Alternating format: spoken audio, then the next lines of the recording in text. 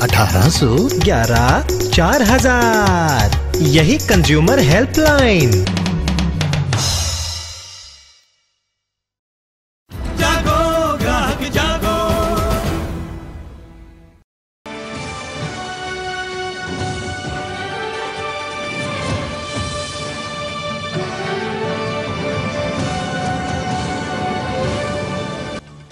India's growth this fiscal is reaching the 8.5% mark. That's what the government is saying. It wants to take it up to 10% and more and focus on infrastructure in the next 5 years. But clearly, implementation will be the biggest challenge. Shweta Bajaj has more on this story.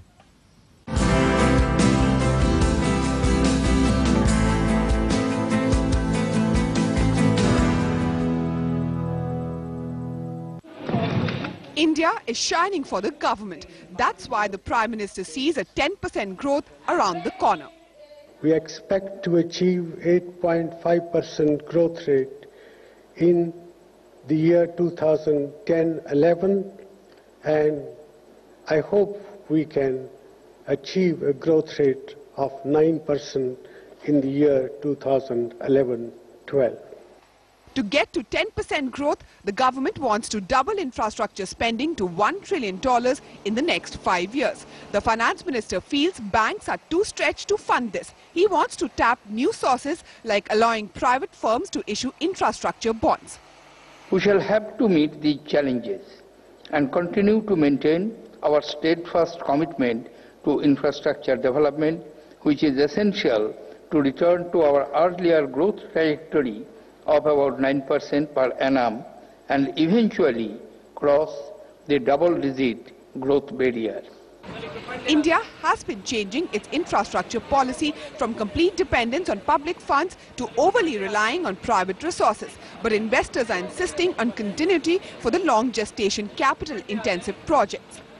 The principle is wherever we can usefully bring in private investment to achieve a social purpose, we should do so and minimize the use of government resources where private sector resources can be leveraged. Private investment is welcome, but not without the social sector clause, and also a relook at laws, especially those involving land acquisition and compensation.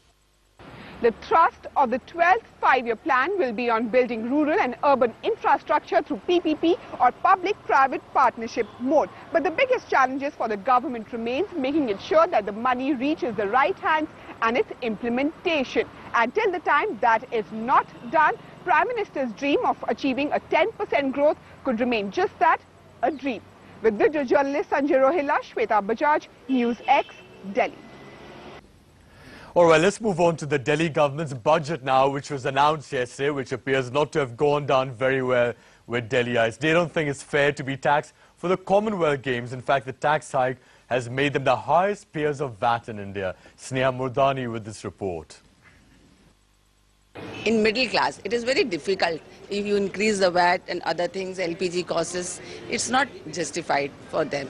अब ये उन लोगों से ले रहे हैं जो tax नहीं दे पाते, उन लोगों से महंगाई बढ़ा के पैसा ले रहे हैं। बिल्कुल अनफेयर है जी, कॉमनवेल्थ गेम्स के लिए हमसे पैसे ले रही है, आम आदमी से नहीं लेने चाहिए। Delhiwalas are angry, and it's not without a reason. After all, the city now has one of the highest rates of VAT in the world. On Monday, the government raised taxes to purportedly shore up funds for the Commonwealth Games. The Delhi government has increased taxes to fund the Commonwealth Games, but the common man, who is already reeling under increasing prices, would want to know why services and infrastructure is woefully inadequate in the capital, and also where all his taxes are going. A quick look at VAT, or the value-added tax, in other global cities paints a grim picture. The Delhi government has upped the limit to 20% in most luxury items. Moving on to the European cities such as London, there's a 17.5% limit for its consumers. Berlin also stops short at 19%, and Shoppers Paradise, Paris, charges just 5.5%. Moving on, New York gives a breather to consumers at 8.25%, and even Beijing stops at 17% of VAT limit. In the name of beautification, in the name of development, all these construction companies and all these builders, they are enriched, and all these politicians also who are in hand and glove with them, they are looting the people. So far, almost 13,000 crores have been sanctioned by the Centre for the Games to multiple agencies, including the Delhi government. It looks like the common man has to cough up more and more funds to fill the void. With Devina Gupta and Sneha Mordani in Delhi, S.R. Khanna, News X.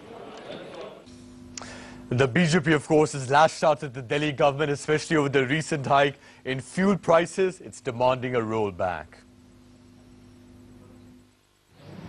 लगता है कि कांग्रेस ने जनता के खिलाफ युद्ध छेड़ा है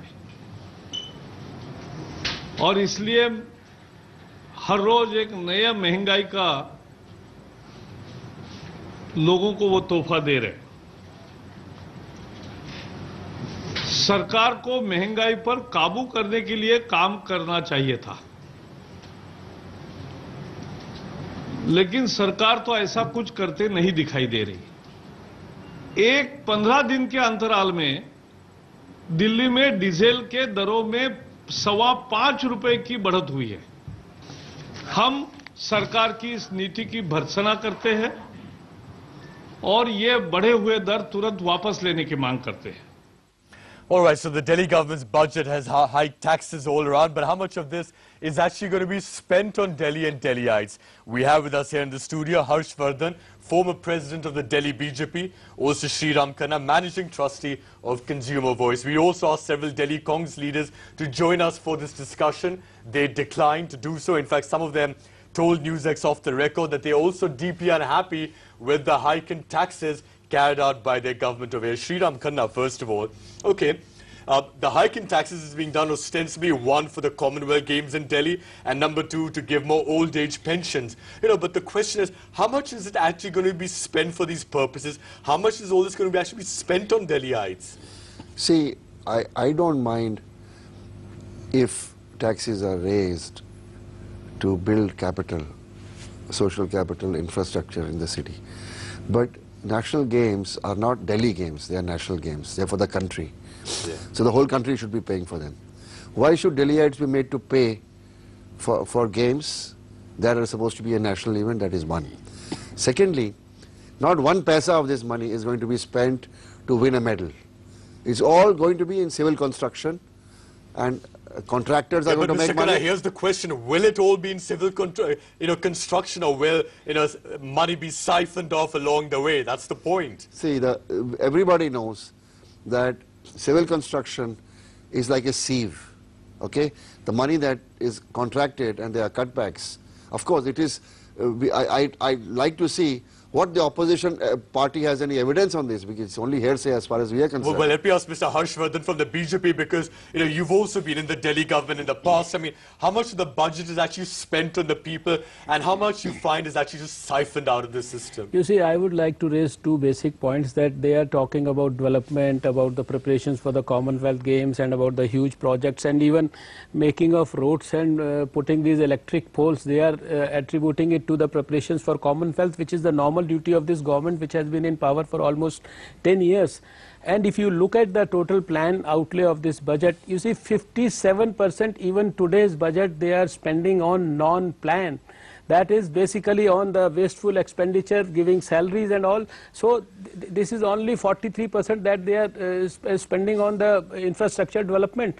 They are also... Yeah, but Mr. Harshvardhan, my question is actually a little bit different. My question also is that, okay, fine, whatever the plan outlay and all of that, but this money that is supposed to be spent on creating this infrastructure, whatever, how much of it is actually spent for those purposes? You see, I personally feel that if they are spending 100 rupees on a particular project, I think 50% of it is going into corruption, and they are in fact taxing the man 150 rupees, which is, I think, absolutely thorough, sophisticated loot and cheating over the people of Delhi. Okay, which means 50% of the money that I pay in taxes to the Delhi government is actually not going towards amenities in Delhi, it's going into the contractor, the bureaucrat, or even the politicians. You look at the quality of projects that have been that are undergoing right at this moment in the city. Yeah. You see, these Commonwealth Games preparations should have been there for the last 8 years. They were planned long back in 2002. What are you going to say, Mr. Khanna? No, my only question is, if he's saying 50% goes, so does he have experience that when his party was in power, 50% used to go into corruption? No. Is that your point? We had the most honest and the most transparent government in this. So how much went into corruption when you were in power? No. We had no evidence of any corruption at this. How can you say that it is there now? You see. Government is the same. Mr. Khanna, no. Government is not the same. Of course. There is a different set of politicians. There is a different set of party here. Mr. Harshvardhan, how can it be? How can it be that in the late 1990s when the BJP is in power, there's 0% corruption, and suddenly 10 years later there's 50% corruption? I will explain to you. I will explain to you. I don't believe it. I will explain to you. No, but Mr. Harshvardhan, even I don't believe it, frankly. I will give you only one example. You see, today you look at their budget, there is a project of a signature bridge where they are going to spend 1150 crores. This is a project which they planned 9 years back. It started with 200 crores, then it became 400 crores, it became 600 crores, 800 crores, now it is 1100, and in 2013, when they will complete it, they will say it is 1500 crores. No, but the same thing happened when your party was in power. The initial metro project was opposed by your party and it put it back by 5 years. I think that is gross misrepresentation of I know it for a fact. No, I don't think Mr. Madanlal actually have to correct your knowledge and information. I can give you evidence. You see, I have been in the government, I know much more about the government. This was even before you were in government. No, you see. This was even before you were in government. Metro project was conceived, planned and put into execution phase by our government on 2nd of October 1998. But Mr. Madanlal Khurana of your party, no, he had never opposed. Spearheaded. He produced a paper. And he said it should not be there. There should be a rail system. I think Mr. I live in Delhi also. I'm not a politician, but I know enough about politicians. You see, there might have been a different idea in his mind about another project, but I think on this your information is absolutely thoroughly wrong. The metro project was delayed in Delhi and it cost No, it was not delayed. It was conceived by us. It was started by us, and whatever harvesting Mrs. Dixit is doing on behalf of metro, it is basically our project. We planned everything. Okay. I'll tell you what. Let's get back to the topic in hand. Now, Mr. Sriram Khanna, I have a second problem over here as well, because the Delhi government is saying that okay, we raised taxes because the Commonwealth Games costs have been going up. They've overshot. But the question is, why have those costs gone up? Why the delays? Who's responsible for that? See, our governmental system, irrespective of which political party is in power, is grossly inefficient. Its management systems are weak. There are leakages, there are delays, and that goes without saying for any color of government. Yeah, but Mr. Harshvardhan, I would like to answer him. Yeah, you see, we had a government at the center led by Mr. Atal Bihari Vajpayee. You look at the record of that government, 6 years about the highway projects. Thousands of kilometers of roads were made, and you look at the progress of this particular government, which has been there since 2004. You look, see that but Mr. Harshvardhan, it is not at all comparable. So you cannot Mr. equate both the Harshvardhan, governments on the same level. Mr. Harshvardhan, you've been in government. I want to ask you a question. If you look at pavements and dividers in Delhi, right now they're being beautified and all of that. But I've seen, and I think we've all seen. I can actually give you specific roads where in the last few months I've seen a pavement or a divider broken down, and then it's remade, and suddenly within 2 months it's broken down again, and this is dragging on for 3 months, 4 months, 5 months, 6 months. This is what I'm going saying. on, Mr. I think you are re-emphasizing what I have already stated. But since you've been in government, I want to understand from you what goes on. What is the corruption going on here?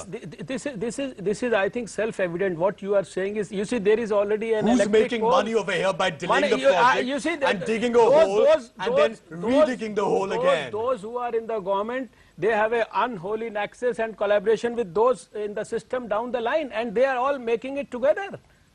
There is no doubt about it. That means they have been making it together even when his party was in power. No, never. You can't say it has changed overnight. We can boast of. We are proud of the government functioning that we had in the city. We can boast of the most honest and most transparent government that we had in our Mr. Harshvardhan, I want to understand one thing. There are thousands of people you see, Congress and corruption, they are synonymous with each other. They are synonyms. Mr. Harshvardhan, I want a clarification over here. You're saying that if they dig a hole, fill it up, and then redig the same hole. The contractor and the politicians are making money. But in a city like Delhi, you know, there's so many holes to fill up. Why do you have to redig the same hole again and again? Everybody can still make money by digging up and filling up new holes that are there. This is not the one. By beautifying pavements, because there are now pavements and dividers that need attention. This is not the only thing that is being done in the name of Commonwealth Games and development. I think hundreds and thousands of similar things are being done all over the city. You see, in a place like Yamuna, the government has already spent over 2,000 crores of rupees, and it has just got converted into a big nala.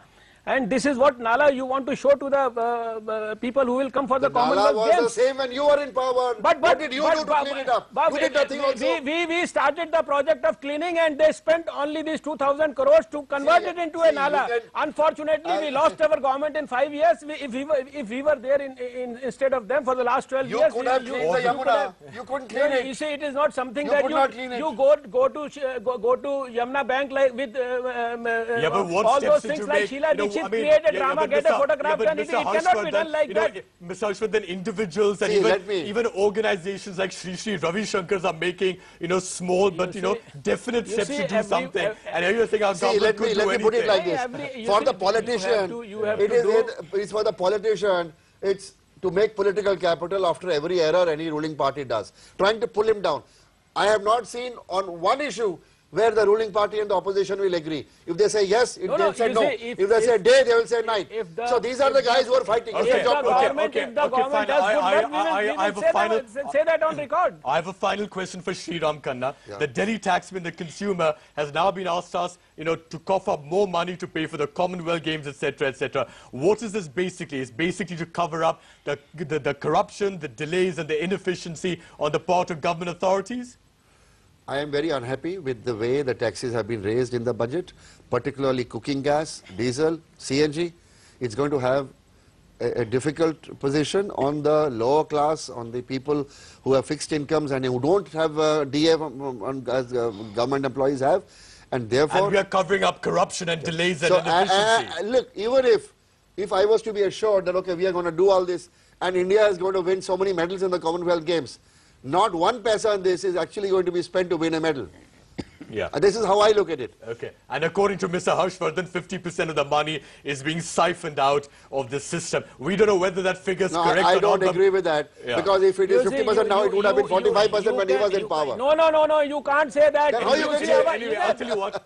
You go and see the city now. This is all party politics. We know about our government. You can't be sure about our government. We know how honestly we work for our government and for the people. I don't want to get into party politics. The fact is, money is being siphoned out of the system. It's happening now. It is probably happening before as well. That is what's worrying. It didn't start yesterday. It didn't start today. Yeah, we know that. It only started after Mrs. Dixit coming to power. That is the point that I want to emphasize. Corruption is a widely, deeply embedded phenomena, and whichever party is in power, it puts the money in the hand in the till, and they claim that we are clean. Yeah, sure. This is not correct. We feel proud that we had a clean and transparent government we provided to the city, and we can boast of that. You made your point, but we completely run out of time. Mr. Harshvardhan and Mr. Sri Khanna, thank you very much for joining us and for this animated discussion on a very worrying point, though, by the way. Let's take a break over here. When we come back, the weather plays havoc with the Kashmir Valley. Unusual high temperatures has people worried. We'll talk about this as well after the break. Keep watching.